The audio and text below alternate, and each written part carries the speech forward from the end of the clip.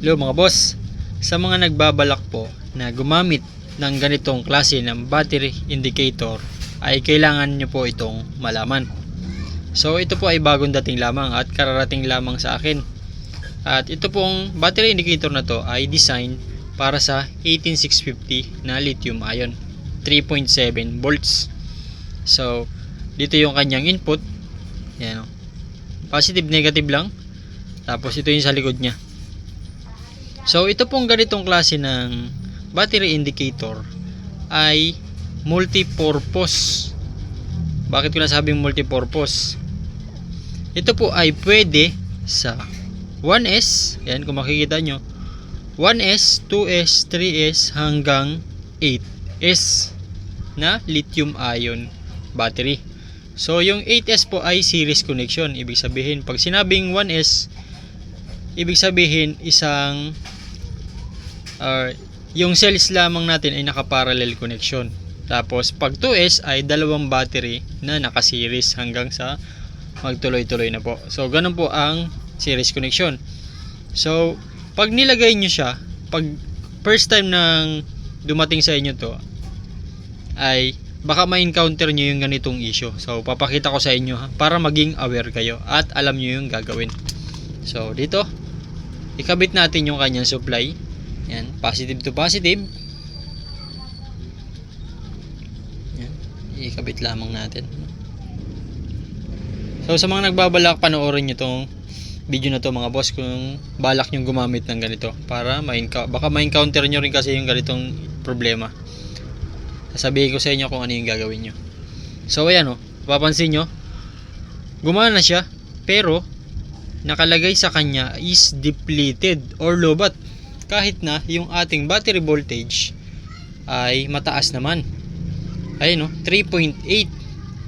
So yung 3.8 na yun mga boss, based dun sa kanyang specification, ay dapat nasa 3 bar yung kanyang battery status. Dapat nasa 3 bar, pero dito ay depleted siya.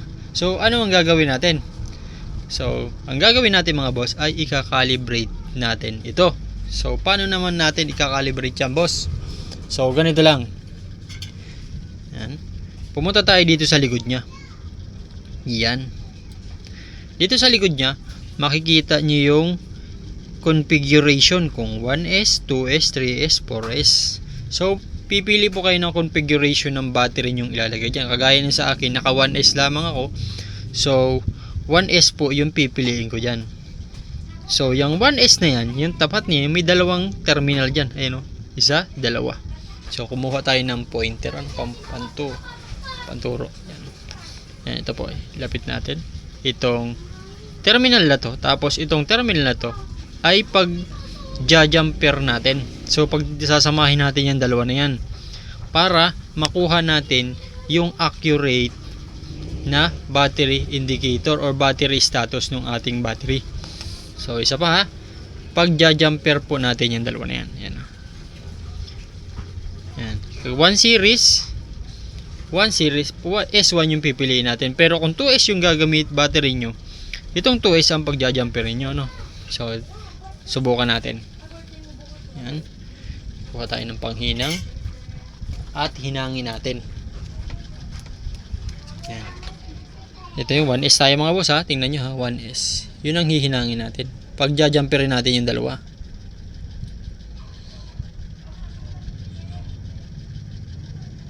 Yun. Yan. So nahinang na natin mga boss. Ayan o.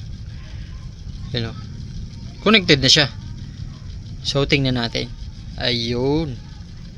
Okay na. Yung ating battery meter or yung ating battery indicator.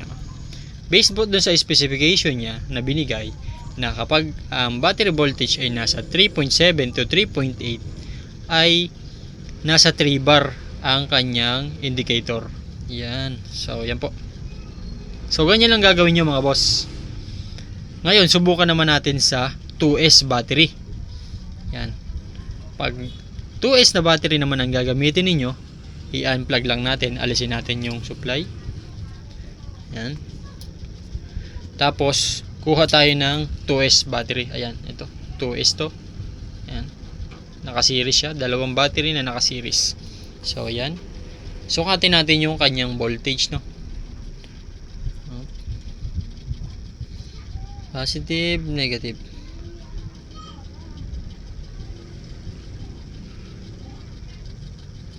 Up.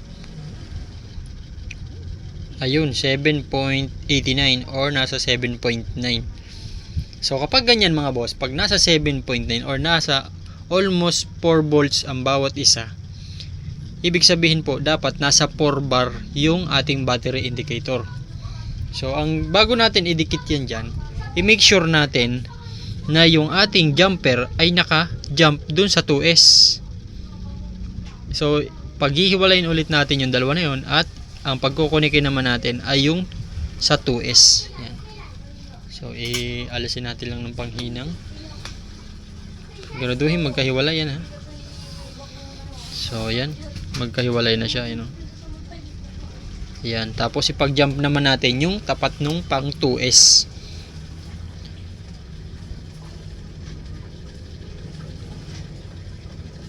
Yan.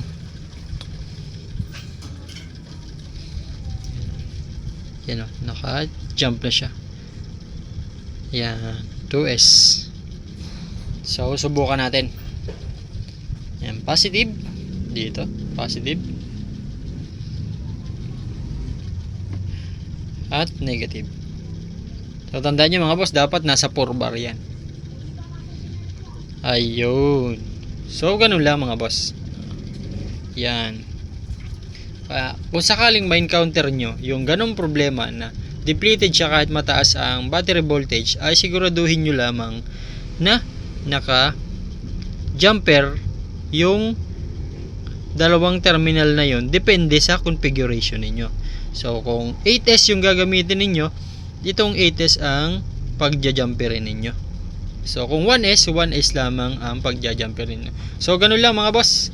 Sana ay may natutunan at may naibahagi ako sa inyong kunting kalaman about dito. So yun lang mga boss, maraming salamat at God bless po.